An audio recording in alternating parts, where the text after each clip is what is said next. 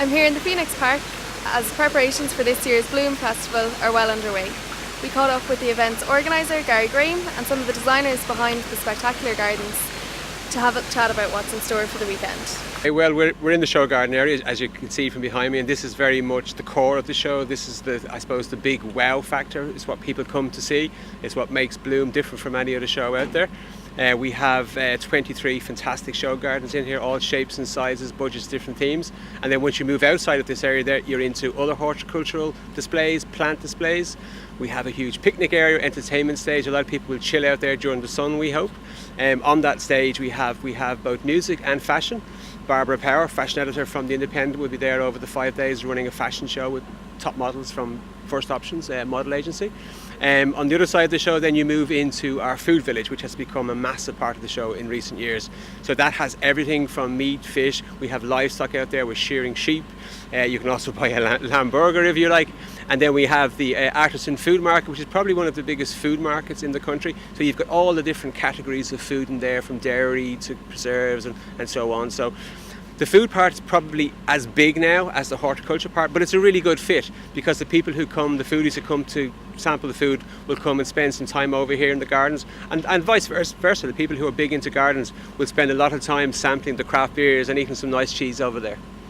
What you have in front of you here is a 17-foot tall topi sculpture of Mr. Keogh himself. He's there to draw people to the garden. And then what we have going on behind it, we have the largest ever water feature here at Bloom Festival before. Then we have a conveyor system what we're doing, we're growing potatoes in the garden, and we have a conveyor system that's lifting the dirty potatoes. It's washing them, peeling them, slicing them, cooking them, and we're ending up with a bag of potato at the end of it. We're growing, there's over 3,000 plants in total in the garden. We have about over 600 sunflowers, which is not a main ingredient of potato crisps. The garden is going to return back to Taylor Park after the show, and it was designed and built by Taylor Park staff. So I'm here with Andrew Christopher Dunne, and he has designed a garden especially for the charity The Samaritans. And he's going to tell us a little bit about the design concept and what's going to be happening here over the few days of the festival. Well, the garden is basically designed to highlight the healing effects of talking about your problems. The Samaritans are fantastic. They're there 24 hours a day, 365 days a year, for anybody. They've kind of been working away in the background for years, and now I think they want to get the message out to as large a demographic as possible, that they're there and that they're here to help. So to try and symbolise that effect, we've done a couple of things. For example, the swing that we're sitting in at the moment, it's really a cradle, and it gives you that kind of cradling effect. It's the same sensation you get when you finally open up about your problems. We have these rusted steel wall hangings. They're basically to symbolise a busy mind and needed guidance. When you are stressed or you're anxious, what will happen is your mind will race. It will fly ahead of you, and it's very, very hard to clearly think and see your problems for what they really are. You're too caught up in your own world. So the garden here is supposed to connect you back into the world. Instead of racing around all over the place, you're here to slow down, calm down, and only then you'll be able to really start dealing with the issues.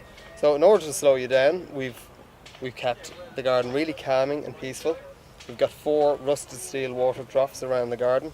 There's no moving water in it, they're just reflective, still. The colour palette that we've used is very restricted, really. We only really have greens and whites. But just if you look through the trees, you'll see this little kiss of crimson on the foxgloves, and it's picked up down here with our sanguisorbas and our stranthias. It's the only colour in there, and that straight away needs to calm down. If we'd gone red, orange, purple, everything, it stresses you out. So.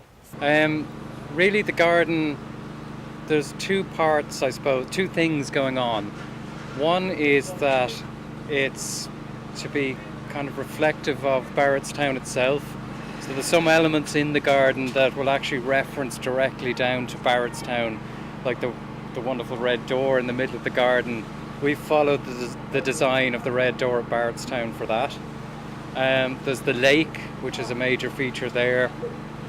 And say on the boundaries we've got imitation stone walls with a kind of a castellated effect, which reflects Barrettstown Castle itself.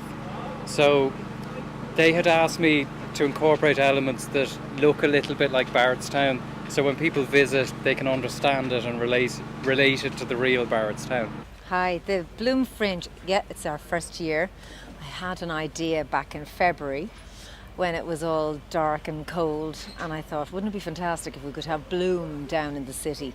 We're really blown away by it. The interest has been phenomenal. So we have seed swapping going on in Temple Bar. We have a secret garden walk of Dublin going on. We have some community gardens are opening their gardens for the day. We have yoga and Pilates in parks. We have poetry in motion. We're going to have people reading poetry going from a few different locations. And all these events are all on our listings on our website on bloomfringe.com. For more, don't forget to follow us on Twitter and check out our Facebook page. This is Laura Larkin for independent.ie.